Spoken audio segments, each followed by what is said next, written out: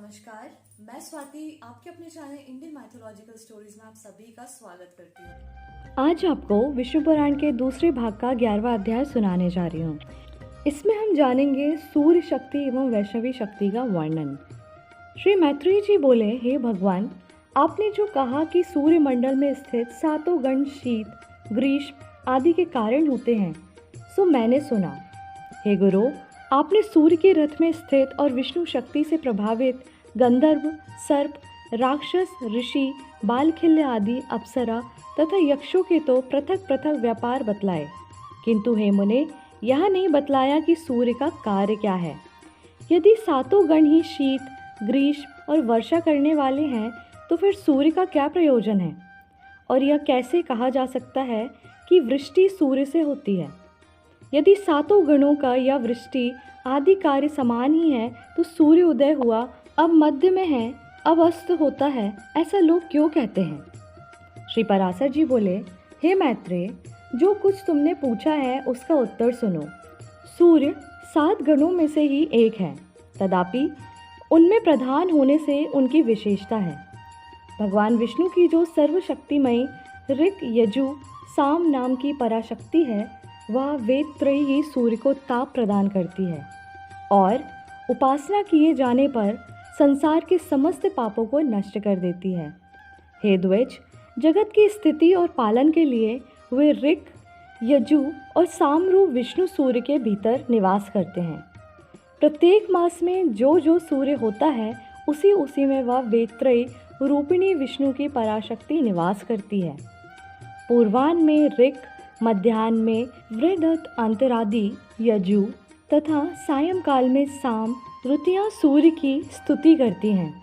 यह ऋक, यजु, साम रूपिणी वेदत्रयी भगवान विष्णु का ही अंग है। यह विष्णु शक्ति सर्वदा आदित्य में रहती है। यह त्रयमयी वैष्णवी शक्ति केवल सूर्य ही की अधिष्ठात्री हो सो नहीं, बल्कि ब्रह्मा, विष्णु और महादेव भी त्रयमय ही हैं।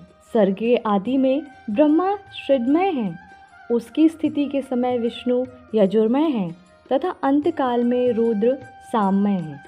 इसलिए साम गान की ध्वनि अपवित्र मानी गई है। इस प्रकार वह त्रयमय सात्विक की वैष्णवी शक्ति अपने सप्त गणों में स्थित आदित्य में ही अतिशय रूप से अवस्थित होती है। उससे अधिष्ठित सूर्यदेव भी अपनी प्रखर रश्मियों से अत्यंत प्रज्वलित होकर संसार के संपूर्ण अंधकार को नष्ट कर देते हैं।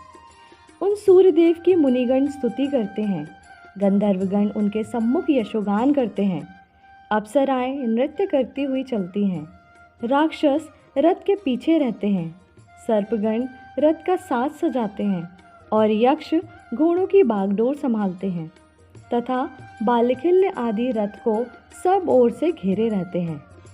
त्रयी शक्ति रूप भगवान विष्णु का न कभी उदय होता है और न अस्त होता है, अर्थात वे स्थायी रूप से सदा विद्यमान रहते हैं। ये 7 प्रकार के गण तो उनसे पृथक हैं। स्तंभ में लगे हुए दर्पण के निकट जो कोई जाता है, उसी को अपनी छाया दिखाई देने लगती है। हे द्विज, इसी प्रकार वह वैष्णवी शक्ति सूर्य के रथ से कभी चलायमान नहीं होती और प्रत्येक मास में पृथक पृथक सूर्य के परिवर्तित होकर उसमें स्थित होने पर वह उसकी अधिष्ठात्री होती है।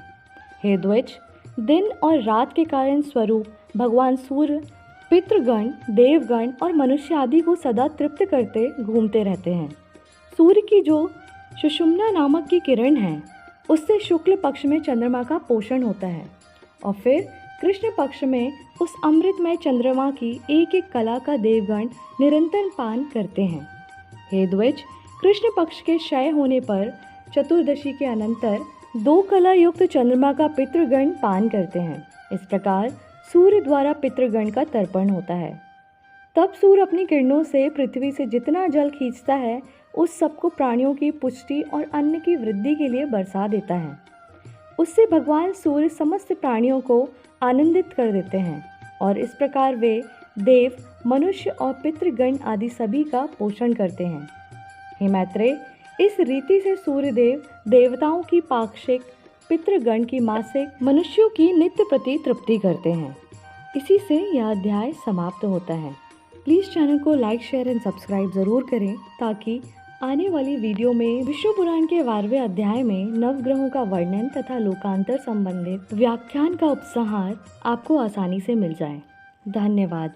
साथ में मिलकर बोलेंगे श्री हरि विष्णु भगवान की जय।